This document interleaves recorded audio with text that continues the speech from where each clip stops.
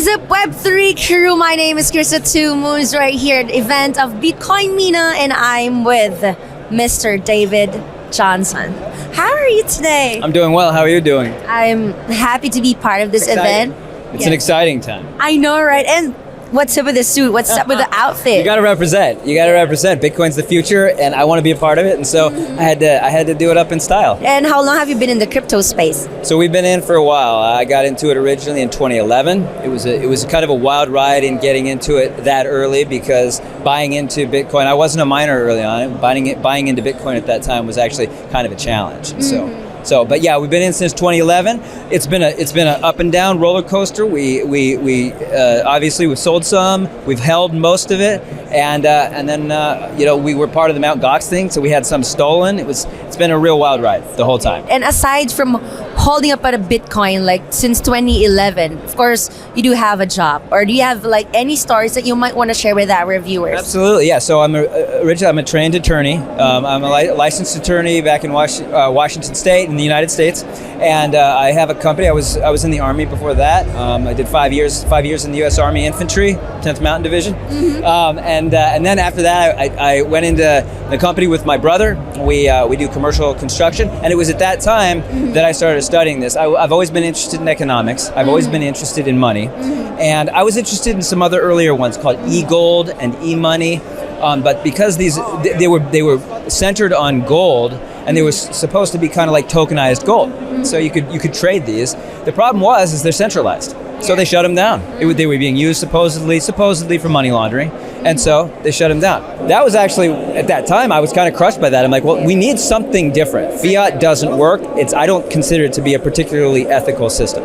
So when I looked at it, I said, the first time I ever heard about Bitcoin was the Gawker article. And it's kind of a famous article. I think it was May of 2011. And I heard about it. It was because they talked about the Silk Road. Silk Road was an early marketplace mostly for illicit products.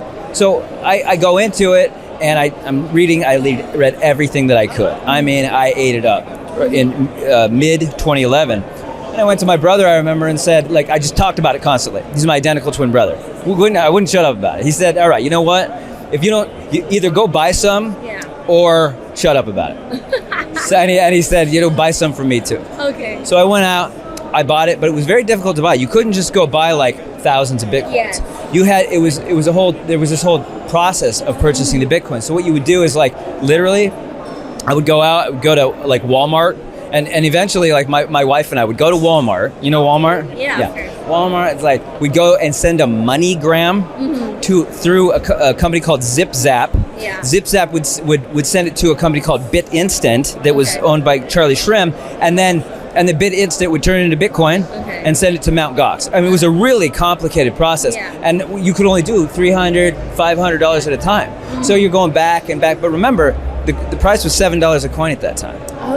$7 a coin, and so today we're talking like $95,000 a coin. Yeah. So we've had many 1,000%. What is that? 13,000%. No, I mean it's like 1,000,000% increase, and it's like 13,000-fold, something like that. Yes. So it's been a massive increase. I know, amazing. It was like $7 like year 2011, but were you holding some of it, or did you sell some of it? Check this out. So I buy it in June, and I continue to buy it for about a year. But during the time when I first bought my first kind of tranche in 2011, the price went from I bought quite a bit. The price went from $7 a coin to 25 cents. I'm like, so I'm done. I'm like, I don't know. Obviously, this didn't work. I don't exactly even know what happened. I'm not a tech expert, but I'm like, okay, I guess it was a fun time, and while it lasted. And then the price just started kind of going up, and it just started continuing. And so at that point, I was like, you know what, this is, it hits 7, it hits 25, it hits 100. At this point, I look like a genius, right? Because it's only $100, but I've increased I didn't sell. I've never sold down. Okay, you mean when it was like 25 cents, you didn't sell it? I never sold. I've never sold down. So when the price goes from 70,000 to 30,000, whatever, back in 2021, I would never sell down. I would consider that defeat, right? I've only ever sold anything, and we've held most of it. But I've only ever sold anything on the way up. And one interesting thing about it is we originally got into it, and I didn't know they didn't have hardware wallets, right? There was no such thing really as a hardware wallet, and so it was really difficult to secure it. Are you familiar with Mt. Gox? Yes. Mt. Gox was this, that big exchange that went under.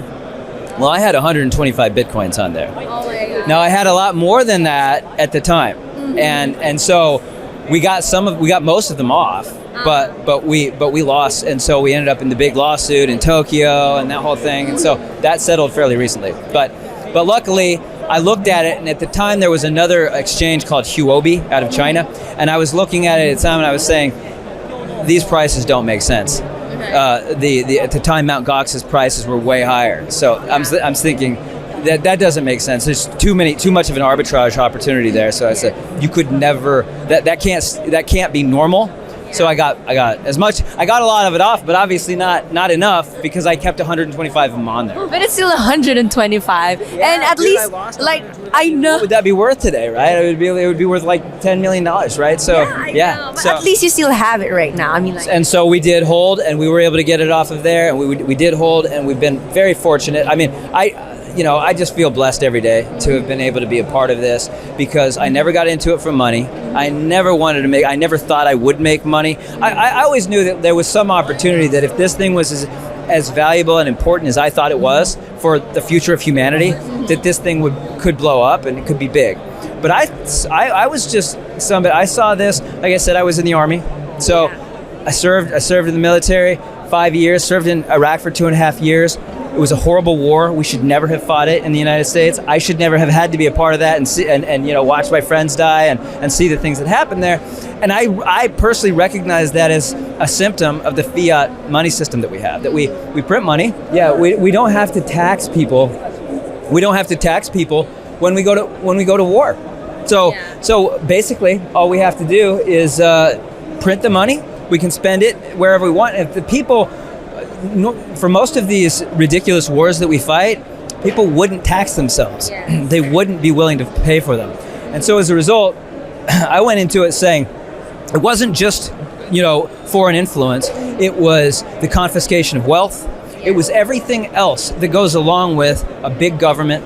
And I will say that I think most of the early supporters of Bitcoin, people who kind of held it up early on, were just kind of libertarian, laissez-faire, free-minded thinking people, because I think that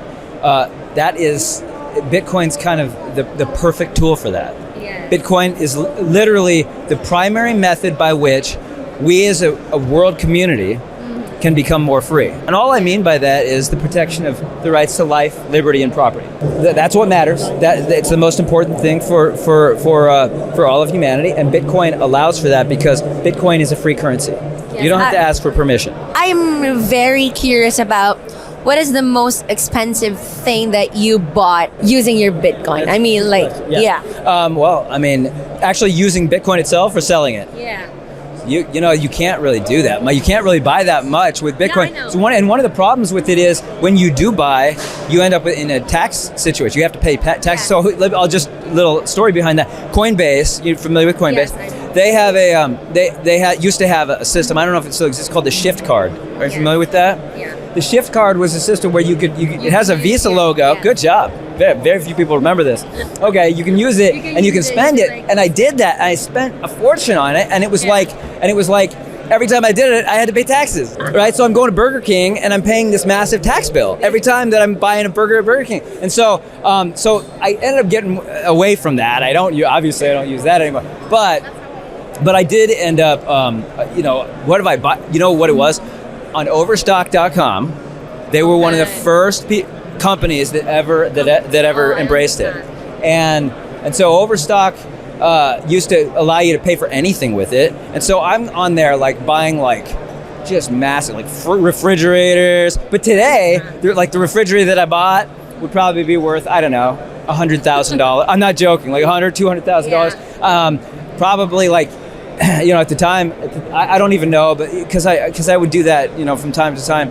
I remember buying gold. There was a company that would allow you to buy gold with it, so I bought a fairly significant amount of gold. But really, honestly, the stuff that I purchased with Bitcoin was pretty minimal. It wasn't like it was because there just aren't that many places that accept it even today, and that's why we know we're early. That's how we know we're early. Do you think that Bitcoin will reach like 200K before this year ends, or more of that? It's so hard to say, and I don't give financial advice. It will say, it will definitely hit 200K. It will definitely hit 2 million. There's no question in my mind about that. It's this year.